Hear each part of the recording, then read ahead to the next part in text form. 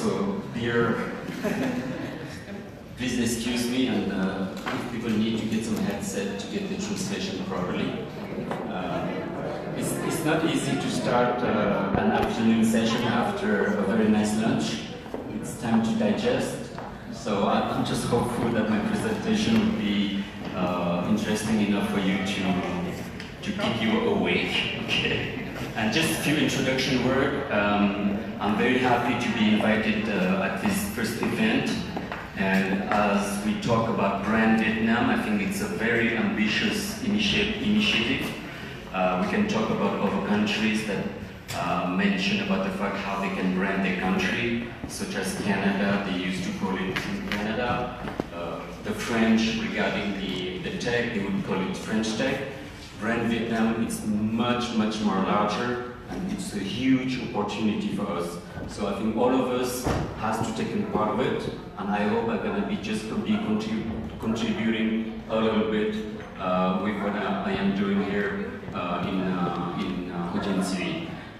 Just a few words about my background. I was born in Vietnam. I moved to France when I was very young, and I lived in the States, in Canada, everywhere else except Vietnam. I decided at some stage, since I'm reaching almost half of my life, to come back and somehow to give back to the country. So it's part of the idea of building the brand Vietnam. It's huge. It's a huge work, but and each of us has to do it by little steps, right? Since this afternoon we are focused on technology and how to make things sustainable, not something fast.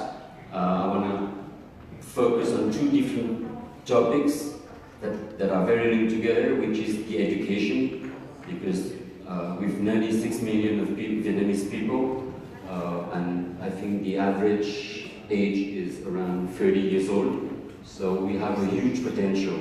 Our young generation is our future. So it really depends on how we're going to educate them, how we're going to make them future ready. That's my word. And the other thing that goes with technology is just a means to achieve, but also it's really about mindset. And since we are at the Global Leaders Forum, I may want to speak a little bit about leadership, if you don't mind. Okay, can I have my beautiful presentation on? Is that possible? Otherwise I'm speaking in... It's coming up. Oh, it's coming up. Okay, so just to, since I remember a little bit of what I wrote, just to give a little bit of into perspective, do you remember back in 2015, the United Nations has defined, and it was adopted by all the head of states as the Sustainable Development Goals, and one of them, which is the item number 9, which is education and ICT are the key driver to implement and to promote sustainability, right? So I'm going to be focusing on that, but for me, education and ICT, I call it the education 4.0. In Vietnam, it's on the newspaper everywhere, 4.0. In France, some say it's 3.0, but let's say 4.0. But for me, what goes together is education 4.0 and leadership 4.0, because it goes together. Because at the end of the day, you can have whatever the best technology you have. The only thing that technology can never replace is talent. Oh, sorry. Okay. Coming back. Okay, that's what I just mentioned about the fact that, to put it into perspective, over these 2 days of leadership, that's something key I want to mention to everyone, because when we talk about revolution, there's a lot of mistakes. That is, what is a revolution and what is innovation. So for me, what is too important to remember is these 3 characteristics that defines a revolution. Okay? First, a revolution lasts over time. It's almost like a century.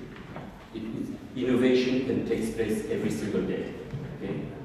But revolution lasts quite a lot of time. And there's always three characteristics. The first one is the fact that it has a new energy, a new resource. Before the first revolution or the second revolution, it was either the fact that we were able to print. So the print means that we are able to produce books, so we are able to diffuse knowledge.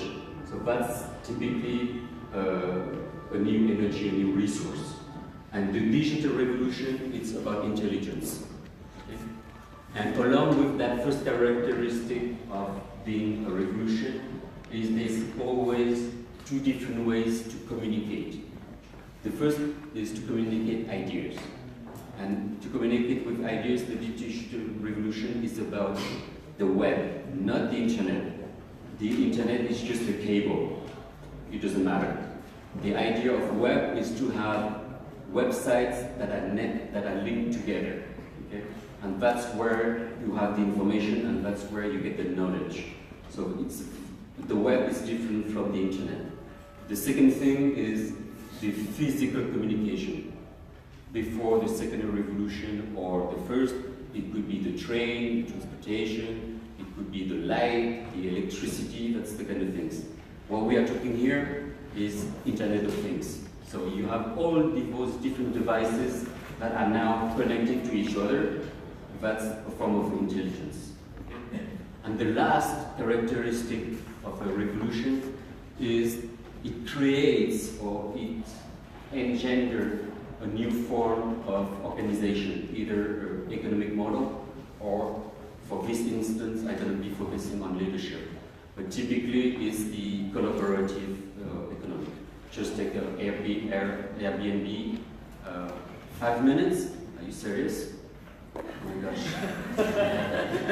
Okay, let's move forward very fast. There's few things that you know. My point is Vietnam is a land of opportunity and challenge because there's a lot of things that we have a booming economy, between 6 and 8% of growth over the last 10 years. We have a large amount of young generation, and most importantly, everything is taking part.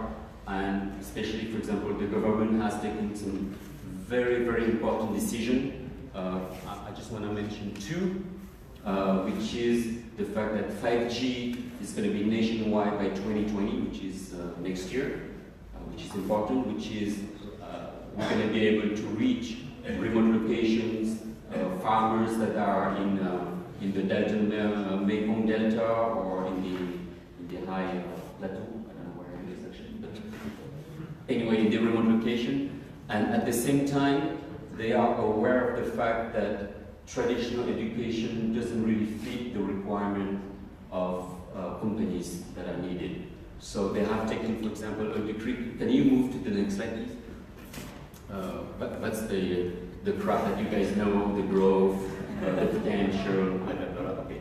So that's typically the kind of things that the government is taking part of it, and it's important that the government do take this kind of initiative, which is to promote and accredit vocational and training center. We are not only focusing on university, which is a good point. They provide general education with some fundamentals, but it does not answer the needs of the today's industry and tomorrow's future. So the fact that they facilitate the accreditation of institute or training center, such as mine that I'm going to be speaking next, it's helpful because within two years, we are able to have talents that are fully operational. That's the key point between traditional education and new education model. Okay. That's very quick. That's something you know. Digital transformation just disrupt the traditional because you don't need to go to school. You go on the internet, you can find all the information you want. So, but it's, as what my friend Duke mentioned, it's a notion of liquid information. So it's very difficult to find for a new learner to find which is the right information, which is the wrong. And basically, when you heard about fake news on all the social networks and things like that, it's very difficult. So we still have to find a new learning model that is not only based on Facebook or on the internet. Okay. This one is also very quick. I have 3 minutes left. It's very hard. Can you move one slide back? Okay. Very quickly, the learning model that I'm trying to implement in Vietnam since the last year. It's a model that has been proven in Silicon Valley with 42 Silicon Valley and in Paris, École 42, which is the fact that it's a school where we do not have teachers. Our goal is to reveal talents.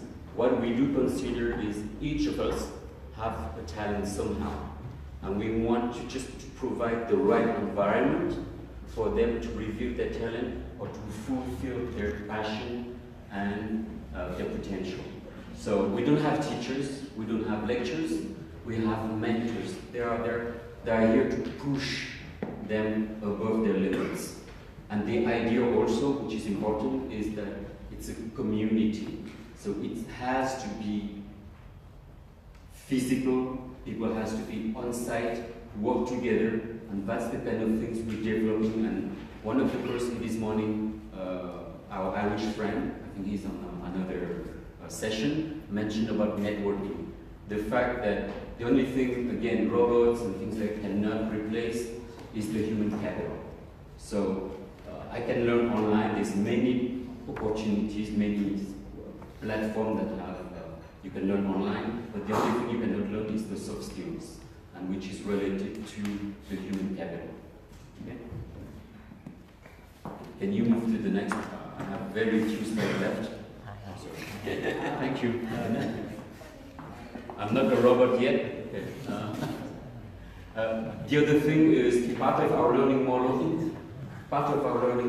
The key point is also to put the student at the center, but we do provide a full ecosystem whereby we're gonna allow the student to interact with startup, with corporate people, with leaders and tech talks. So we are very, very business oriented. We are preparing them right from day one. So it's not something that they learn to be business ready only when they join a company through an internship. From day one they interact. So it's a whole ecosystem that we are building. Okay? And later on, my friend Twig is going to speak about AI and his robot. It's going to be very useful. But when it comes to soft skills, it's very hard through robots. Maybe later on, when he adds some very fancy function like virtual reality or augmented reality, maybe then it will be possible. Okay. Quickly, just about some leadership. I'm sorry, I'm just flipping out. That's something that we can discuss after.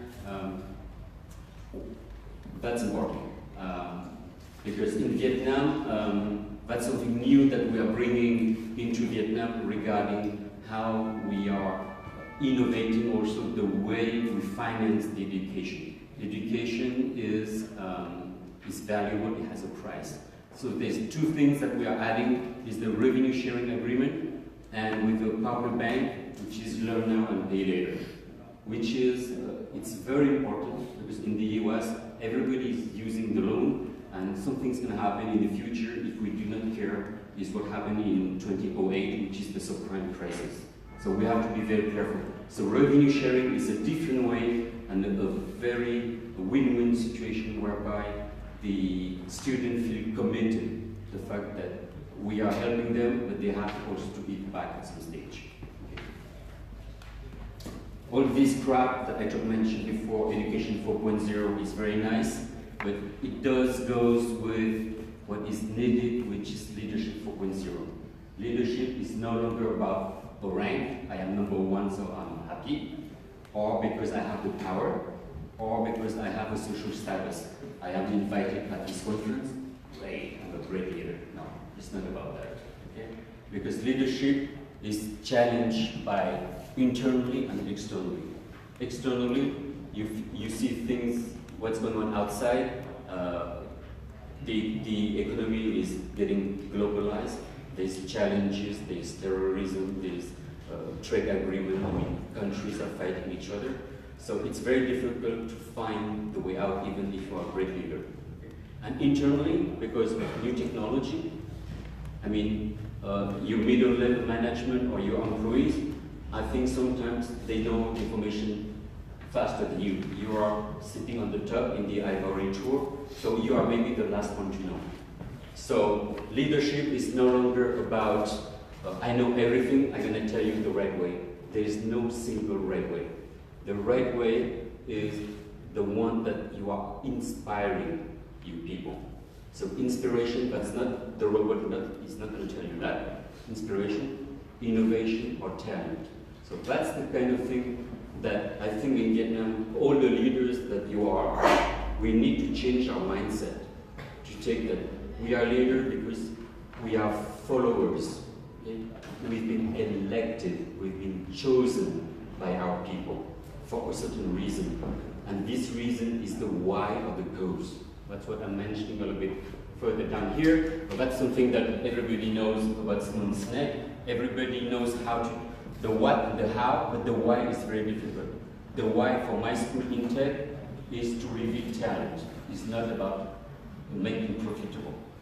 Okay? Obviously, it's a consequence, but the thing is to reveal talent. And the last, which is about the same, is about the fact that for leadership you have to change. So going from profitability to purpose, going from hierarchy to networking, again, that's an important soft skills. It's going from controlling to empowering, to giving the power to your staff. Let them experiment. You cannot know everything. Technology changes by the second. So you cannot handle everything. I mean, our brain has a certain square feet, or centimeters, I would say. So you need to change. And from planning, you have to go to experiment. And the earlier you make mistakes, the better it is. So for my student, I am happy that they make a lot of mistakes. Because when they're going to get business ready, they're going to make less. Okay? And obviously that's something that we're going to discuss in the second discussion, which is interesting. It might be one of the questions, is moving from privacy to transparency. Because for a lot of leadership, the fact of knowing or keeping information means power. It's not. Please share. Okay. I think it's, thank you 4.0. It was very fast. I hope that we have half an hour after to exchange, and I will further answer your question. Thank you very much.